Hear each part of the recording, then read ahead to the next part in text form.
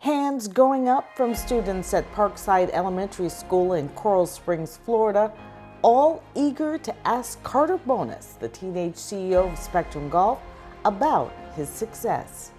I wanted my business name to be Spectrum Golf, so I wrote an SG on a sheet of paper, but then the G was backwards because sometimes I'm dyslexic, so I was going to fix it, but then my dad said it looked good, and that's how I got my logo.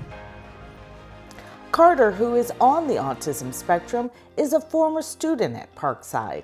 He launched his own line of golf apparel at the age of 10 and became Sports Illustrated Sports Kid of the Year in 2022. Now, at the age of 14, he's releasing his first book, Swinging Beyond the Spectrum: How Autism Became My Superpower on and Off the Golf Course. And one of the cool things about golf is that you also have to control your mind. Listen, building stamina. So what I mean by controlling your mind is that you need to be thinking positive thoughts, and you would need to focus on the right things. And what that would mean is that for example, you hit the ball and then you don't hit the best shot, you don't focus on the shot you just hit, and you go on to the next one and say, hey, I'm gonna hit this shot good. So I shouldn't throw my golf club down on the ground and stomp my feet and say, that was a terrible shot? No. No. Carter said, we're gonna focus and be prepared for the next shot. I tried my best, I'll do better next time. Right. Miss McCullough was Carter's second grade teacher. At that time, Carter was struggling with bullying over his autism diagnosis, and she remembers the first day they met. I had come out of my classroom because I heard a student crying. So I just wanted to see what was going on. Sometimes you need a little extra help. You need a teacher that can give a little guidance maybe. So I saw him, and as I was coming out, he threw his shoe.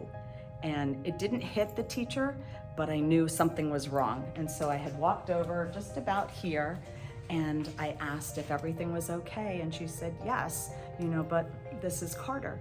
And he was crying, and he was upset, and he was temper tantruming him, and he was banging his feet on the ground, hence the throwing of the shoe, I'm sure. And I bent down, and I wanted to just see if he needed anything, and I thought even just talking to him for a second maybe might change his mode. And I said, hi Carter, I'm Miss McCullough. Is there anything I can do, for you?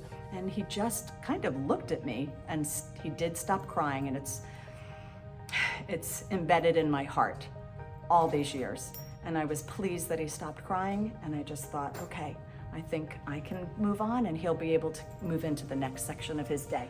I was told that it is in his book, that this sort of reenactment that we just did was in his book because it's something that he remembered that was special to him, that he felt that he didn't have a teacher helping him all the time.